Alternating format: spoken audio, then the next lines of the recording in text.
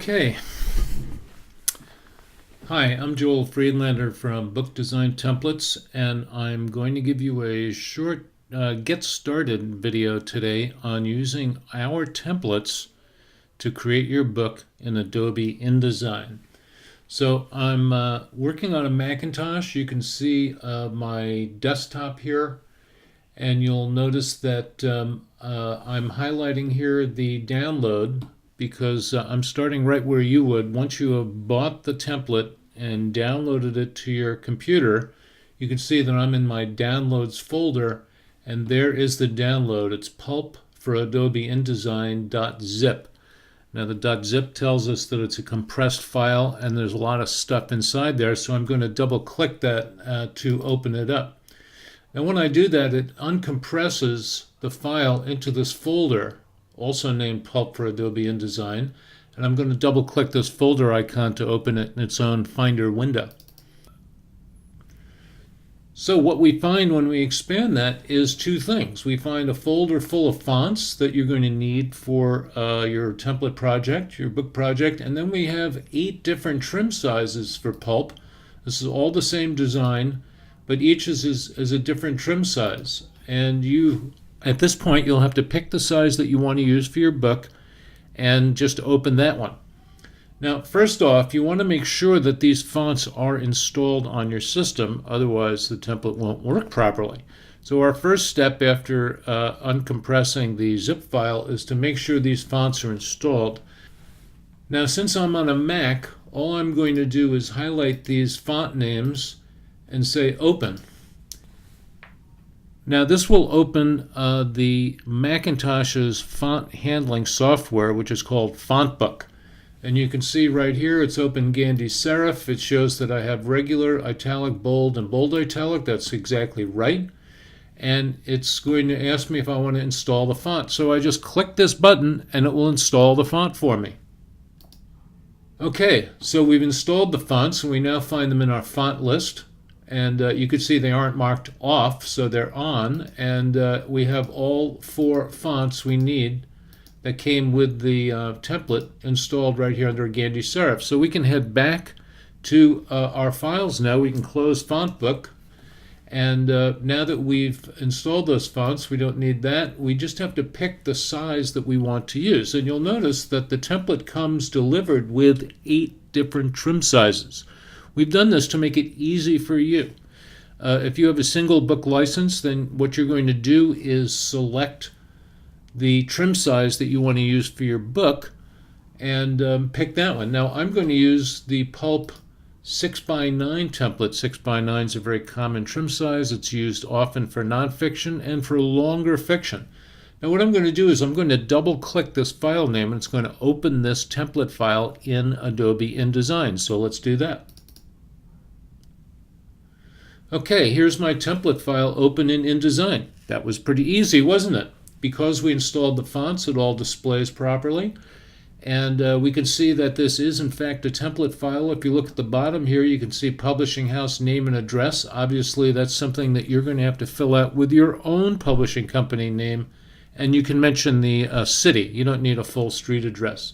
So for me, I would put in there Marin Bookworks San Rafael, and I'll show you exactly how these templates work. Because obviously you may be importing your manuscript, which might already have a title page, but let's say you don't have a title page. A lot of authors just start on page 1. They don't bother with stuff like title page and copyright page. But I could put in here the name of my publishing company, which is Marin Bookworks, and then I might say San Rafael, California.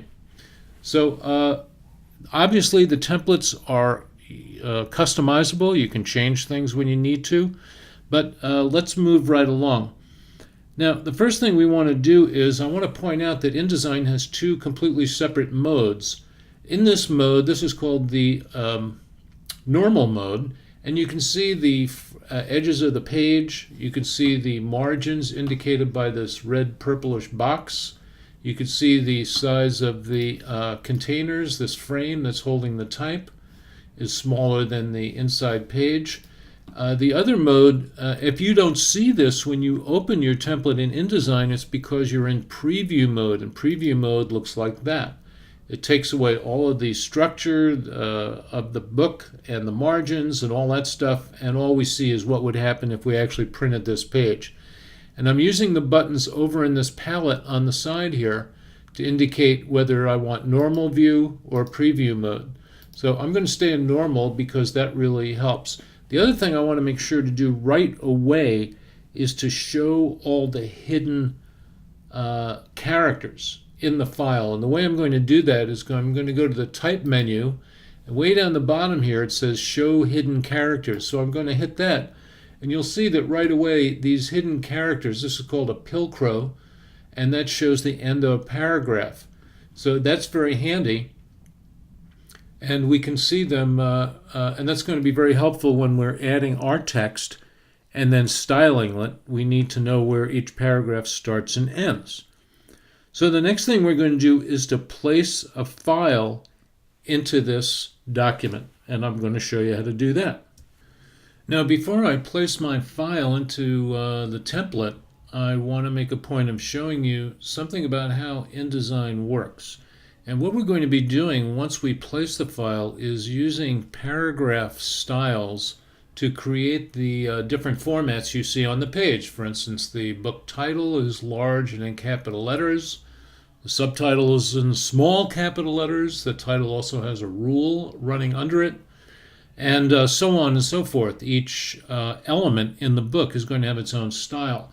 Now, the way that we take care of those styles and package them for you to use easily is with what's called paragraph styles. And they affect an entire paragraph from one paragraph mark to the next. So they're listed in InDesign in this palette known as the paragraph styles palette. And you'll see on this palette are all the styles that come pre-configured with your template so that you can format all the different parts of your book. And we've built all of the styles into these paragraph style definitions, so you don't really have to worry about it. And the reason I'm showing this to you now is because if I select the typing cursor and I place my cursor into any piece of text, you will right away see over here on the paragraph styles list it'll identify which style you're looking at. This one is title for the title page. That kind of makes sense. If I click in here, it's going to tell me this is the subtitle. And this one is going to be the author name on the title page. And so it goes throughout the book. This one is called Pub House, also indicating it's for the title page. So right here on this page, we have 1, 2, 3, 4 completely separate paragraph styles, each with its own formatting information contained within it.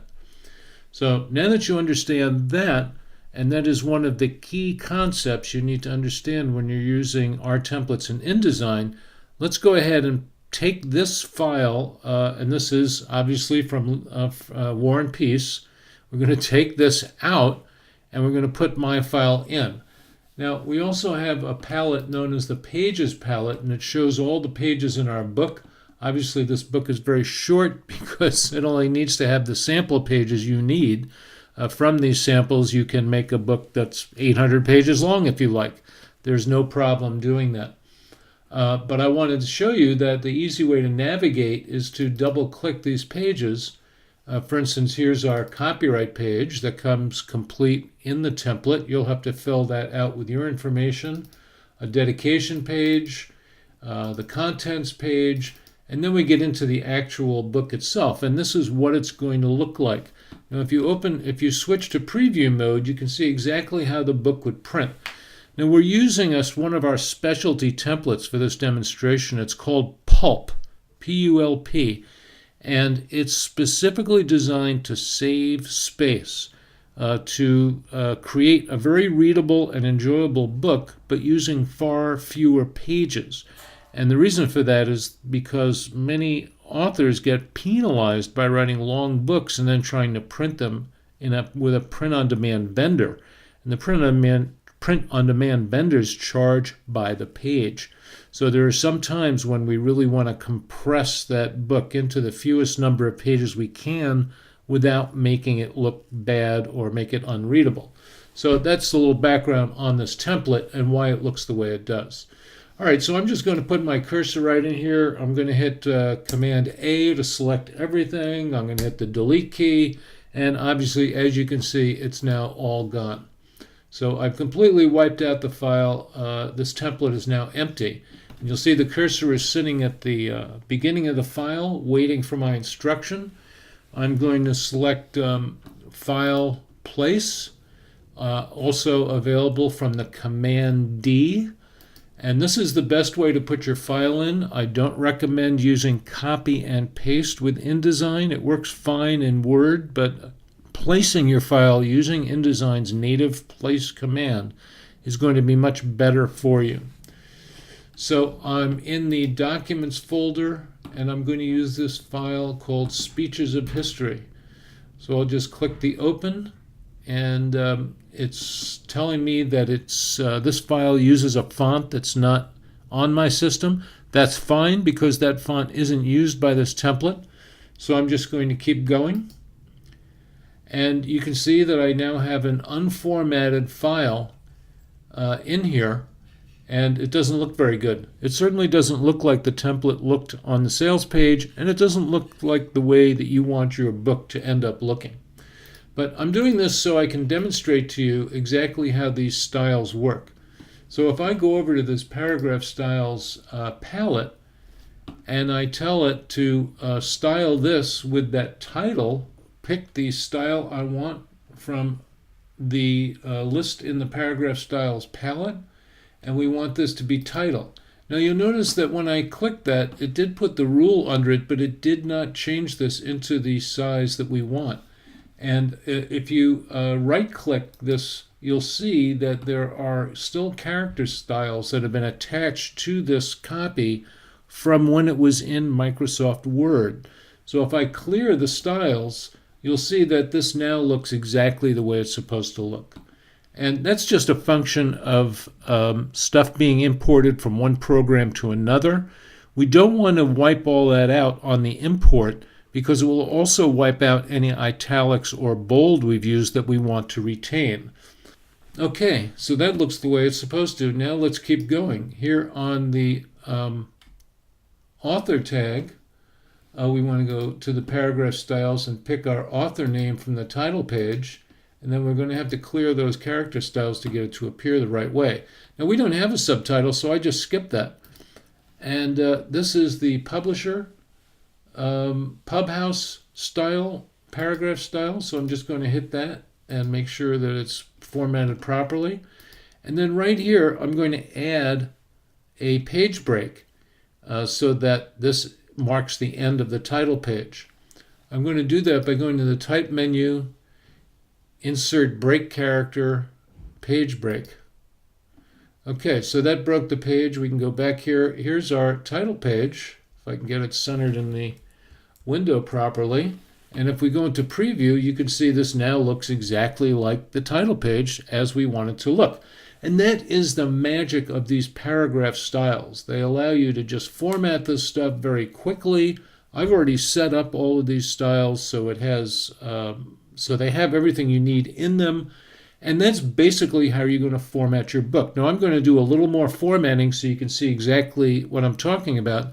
And then I want to make a point about master pages, the other important thing you have to know to use our template. So number one is paragraph styles, and number two is master pages. So let's look at that. Now if we go farther into this book, you can see that I don't have a copyright page yet. So I'm going to put a break character in there to go to the next page. And now I'm ready to do chapter 1. And I see I have an extra paragraph return in here, so I don't want that. I'm going to take that out. Now I'm ready to format using my paragraph styles, the chapter number, which is right here. And I'm going to check and make sure that's got no character styles attached to it. And then I'm going to format the chapter title, which uses the chapter title tag. Again, I've got attached paragraph styles. Now, some files will come in with these attached styles, some of them won't. You just have to go through it. And this is the basic formatting of the book. But you can see already I've formatted the chapter number the chapter title, I'm now going to format the first paragraph in this chapter, and that's going to be body first paragraph. And again, I'm going to have to clear these paragraph styles. And now you can see that the first paragraph doesn't have an indent. That's why we have a separate paragraph style for it.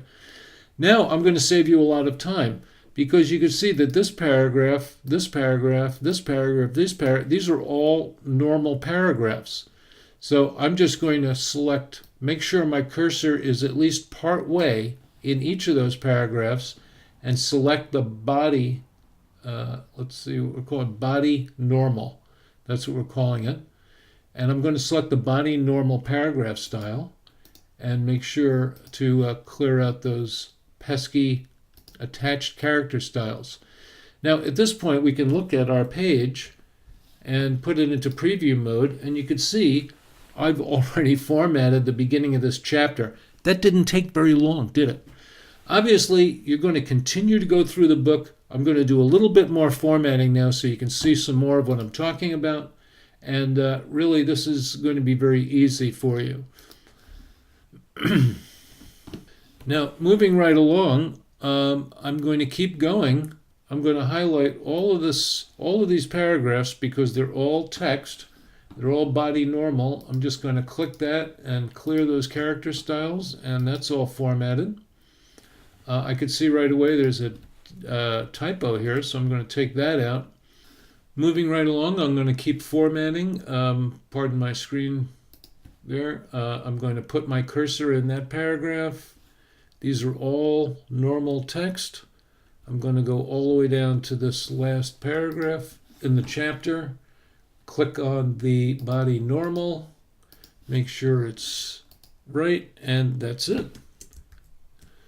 So we finished formatting this entire chapter. This is a pretty short chapter. It was only 4 pages, but that's the way books are.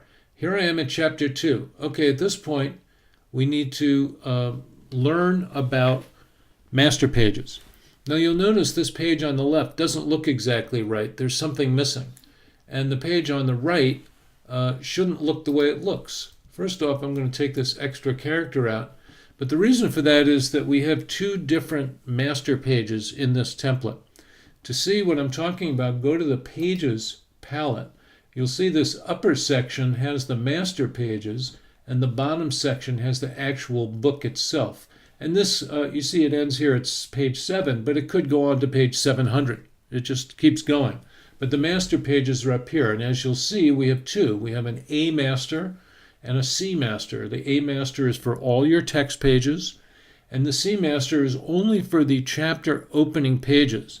Now we've arrived at the chapter 2 chapter opening, and you can see that this already has the C master applied to it. Now if it didn't, I would apply it myself, but you'll notice back here all of these pages are blank. Now that's okay for the title page and the copyright page, but when we get to this page, this is a chapter opening page, so we want this to be assigned the C master. So the way I'm going to do that is highlight that page, and then I'm going to go to this menu. I'm going to say Apply Master to Pages. I'm going to click that, and I'm going to tell it to apply the C master, and click OK. Now you see it added that C, and it changed the whole margin structure of this page. Now, in addition, I'm going to change the numbering on here because I'm going to go to the numbering and section options. This is something you need to know how to do. Since this is a new chapter, I want to start just on chapter 1, but I don't want to use Roman numerals. I want to use regular numerals. So I'm going to start at 1, use regular numerals, hit OK, and now we're starting on chapter 1. So that's exactly what I want. Now you'll see chapter 1 has these pages in it. These don't have any master page assigned to them. And what's missing is the running heads and the page numbers from the style that we selected when we looked at the sales page. So how are we going to get that? I'm going to select both of these pages, and I'm going to use that Apply Master again. Okay, now we have the right master page, but you'll notice that the margins here aren't right. The text area, which is controlled by this box, this frame, isn't at the right place. It's supposed to be exactly at that margin line. So if we move that up, we'll be in the right place. Okay, so now we've got the beginning of our chapter taken care of. But if you'll notice, pages 2 and 3 on the Pages palette here have no master assigned to them. And if we look at them, you might see that there's something missing. There's no running heads or page numbers as there are supposed to be in this design. So how do we get those on there? Well, we have to assign these pages the other master page, that is the text master. So I'm going to show you how to do that.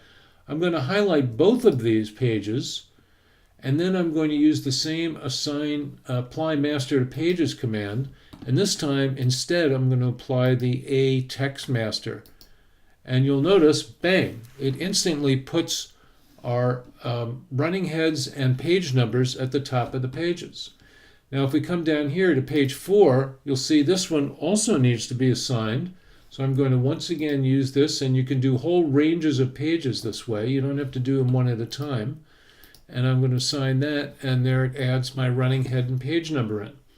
Now you'll notice the running head says author name. That's probably not your name, is it? So how do we change the master pages?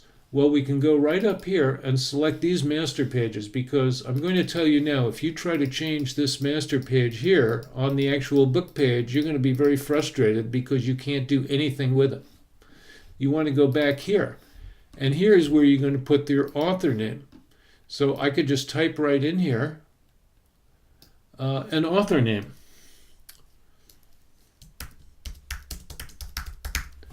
And I can slide over here and put the book title right here.